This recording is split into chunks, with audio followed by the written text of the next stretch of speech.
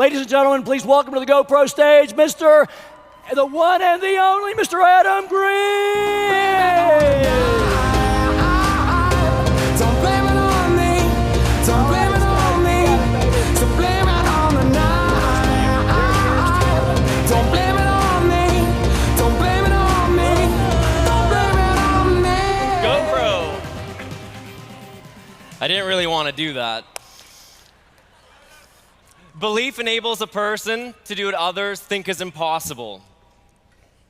4 years ago, I attended my first GoPro Recruiting Mastery. I remember sitting in the back of the room and looking at the people on stage, and I thought one day I would love to be up there on that stage. And I didn't know if it was going to be 4 years or 14 years, but I knew I was willing to put in the work and to commit to being here every year and growing. Belief allows others to do what others think is impossible. Now, it is my goal here today to bust down some limiting beliefs for you. We've all heard whether you think you can or you think you can't, you're right. Belief is the core foundation of my success. I had to have a large level of belief in myself and in this profession to be able to make the shift 4.5, 5 years ago to do this full time. I think there's 3 real key elements to success within network marketing. You definitely have to have knowledge and skills, but we all know that if you don't apply knowledge and skill, it is useless. We need to take action with the knowledge and skills that we learn, but if we don't take that action and apply ourselves, then again, it's pretty ineffective. The core foundation, I believe, of network marketing success comes from belief, and I learned this from my mentor, Richard Brooke. Richard Brooke taught me that belief does not come from success. Success comes from belief. So I've made it a goal of mine to not only grow my own belief here every single year, but to be bringing as many of my people as possible so I can help them grow their own belief. So we've seen throughout history that belief is a core element of success in not just the business realm, not just within network marketing, but within like athletic accomplishments. We are likely familiar with this story of Roger Bannister. He is the first individual to break the 4-minute mile. Now, in 1954, it was thought to be impossible. That scientists said that the 4-minute mile was impossible and no one could attempt it and break it. Part of Roger's training was not just applying, running, skill, and action, but he actually visualized the feeling and certainty of beating the 4-minute mile. In 1954, he was the first individual to do so, which proved that it was possible. When we know that something is possible, everything changes. Just 6 weeks later, that record was broken again. Someone else beat the 4-minute mile. Now it's the standard. In the past 50 years, it's been lowered 17 seconds. And high school students are expected now, or not expected, but the top-level athletes will really break this barrier. So you've probably heard this before. I've heard it before, too. So we're going to give you something new, maybe. This is my friend, James Lawrence, the Iron Cowboy. How many here are familiar with James Lawrence? So James is an Ironman athlete.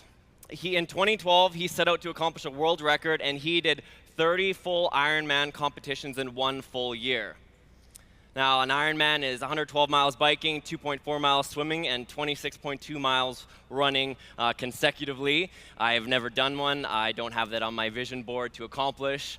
One time I ran 12 kilometers, and that was that. So in 2012, he set a world record, 30 full Ironmans in a full year, 365 days. A lot of people thought that this would be impossible. He felt that he had not reached his physical and mental capacity, and so he set out to do the 50-50-50 challenge last year. That meant that he was going to accomplish 50 full Ironmans, 50 days in a row, in 50 different states. So think of the logistics of that. Just flying to 50 different states is enough work for me, not to mention running a full Ironman. Not only, day 1, he's in Hawaii. Day 2, he's in Alaska. In the period of 48 hours, he ran 2 full Ironman triathlons on 5 hours of sleep total. On the 3rd day, he didn't have the right shoes, so he ran a marathon in a shoe size too small. On day 7, his feet were so swollen he couldn't put them in his biking shoes, so he pedaled the entire distance on top of his pedals. When his coach was asked what the percentage was that he was going to be able to accomplish this, his coach, who had previously thought the 30 Ironmans was impossible, said 20% chance max. When he asked everyone else, if we polled the crowd, I'm pretty sure most people would say this feat was impossible. When James was asked before even attempting this, in his mind, what the percentage was of him completing it, his answer was 200%. There was absolutely no doubt in his own mind, in his belief, that he would be able to accomplish this, and I am proud to say that he did accomplish this feat. 50 full Ironmans, 50 days in a row in 50 different states.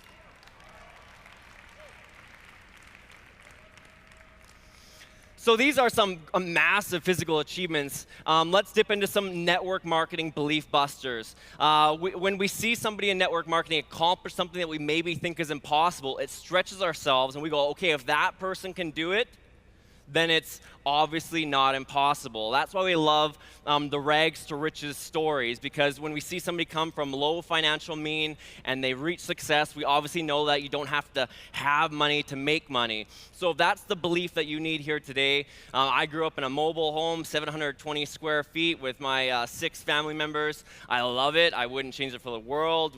I love my parents. I love my siblings. It was a great experience.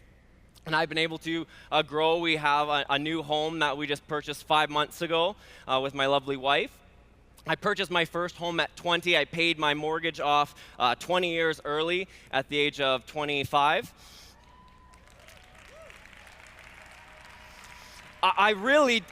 As a personal belief, I don't like debt. I think that debt is enslavement. I don't want to be trapped by debt.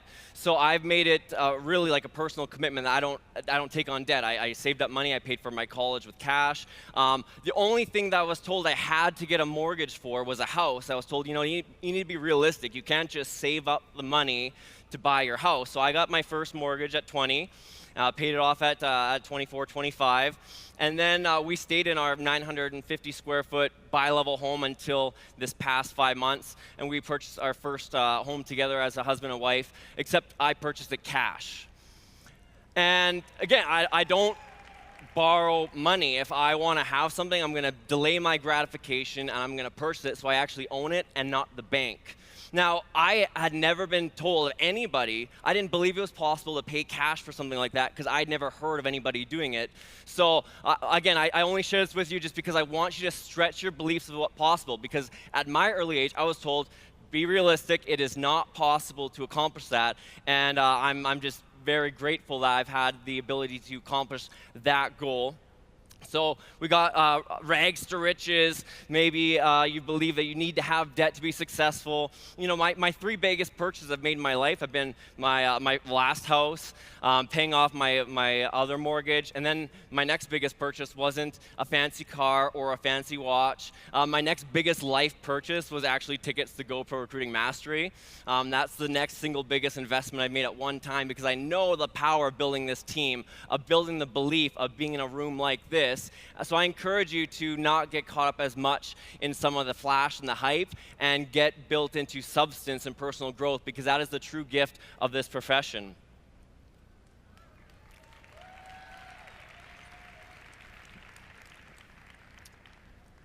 Some of you maybe have a limiting belief around your age. You think you need to be a certain age to be successful. I went full-time at 22. I didn't have a very strong model of success at a young age. And so just if you're young in the room, you're a millennial. I'm the only millennial speaker. The next oldest speaker, Calvin, who did an amazing job yesterday, is 9 years older than me. So if you're in that young category, I hope that me just being here today can help expand what's possible at a young age. I know a lot of people think that you maybe need to get in at a certain time in a company, at a ground floor. When my company was founded, I was 4 years old. So I didn't have the chance to get in on the ground floor. When Richard Brooke wrote the 4-year career, I don't think that's what he meant. It wasn't the 4-year-old career. So a million distributors joined my company before me, and I find myself in the top 30. So I don't think it's necessarily the timing on which you join your company. It's the time that you decide to go to work and apply what your mentors are teaching you, the time that you decide to throw out your excuses, and when you decide that it's your time to really grow and thrive. So I'm grateful I've had all these accomplishments, and you might think, well, it's good for you. You're already trying to find ways that you can maybe disassociate with who I am. I'm here to tell you that although I've grown a lot in the past few years, I have had my own real struggle with limiting beliefs, my own personal limiting beliefs. This is my rags to riches story, and this is going to be my rag doll to riches story. So, those are real pictures, and that's my real hair. Far left, the big fro, that is my grade 8 school ID. And you know when you've got school pictures, you're trying to look your best, and that's what I thought my best was. That's grade 9 beside it. And yes, so you're looking at my hair now, I did get a perm, because this is right when the movie Undercover Brother came out, and I thought it'd be really cool. So, one of my nicknames in high school was Ragdoll, because I like playing sports, but I just wasn't very good at it. I was 5'4", 98 pounds, 16 years old. I had a real big heart, real low level of skill. And so when I was playing basketball, people would call me Ragdoll, because no matter what I did on the court, I always end up on the floor. If I'm holding on to the ball, people would toss me around. If I'm setting a pick, I'm getting smashed, because I'm just smaller than everyone else.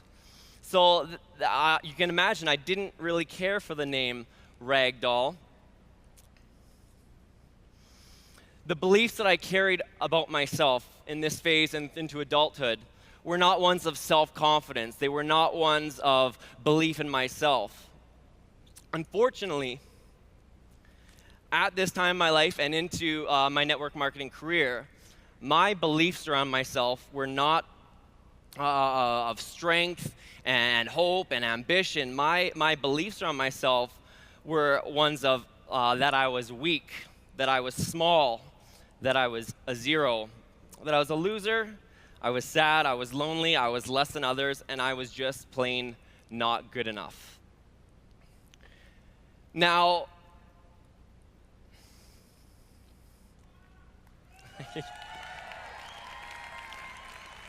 I am not any of those things, but that was the story I played to myself over and over and over again in my mind, and because I kept telling myself that's what I was, we know that as he thinketh in his heart, so shall he be.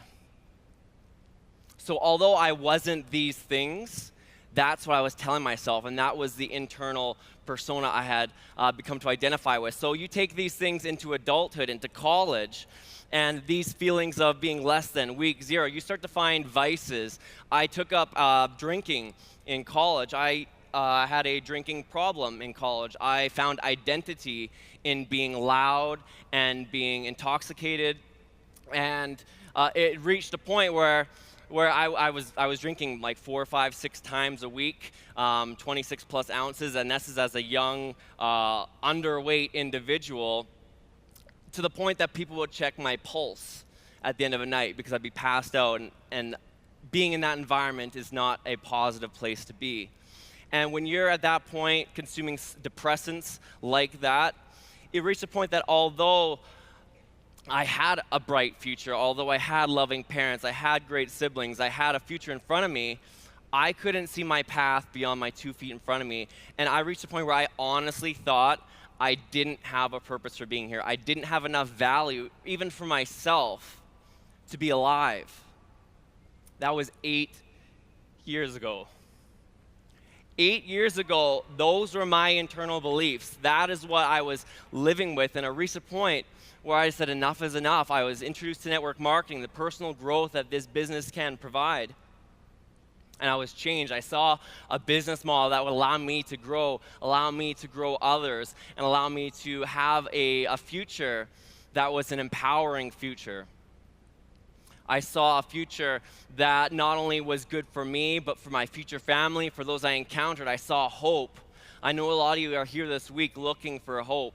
You're looking for a reason why you can do it. You're looking for just a breakthrough. And I'm here to tell you, if you want it, this is the place to be in the network marketing profession. There's so many people who are here cheering for you, your sponsors, your uplines, the mentors on stage.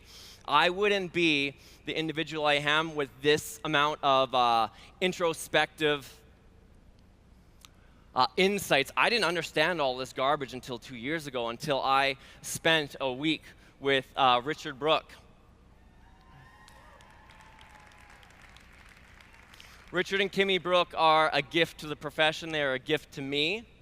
I would not be here giving this presentation if it wasn't for them having the belief in me and helping me to see for who I really am, because I am not weak, I am not small, I am not a zero, I'm not a loser. These are not things that I identify with.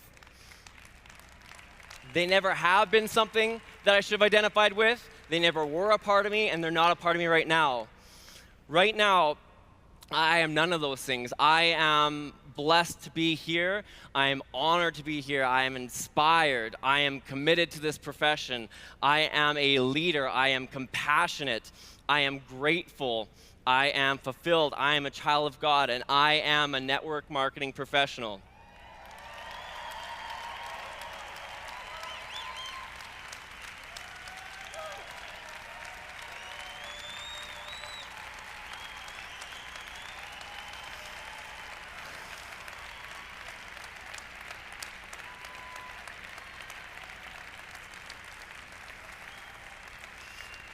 Belief enables a person to do what others think is impossible.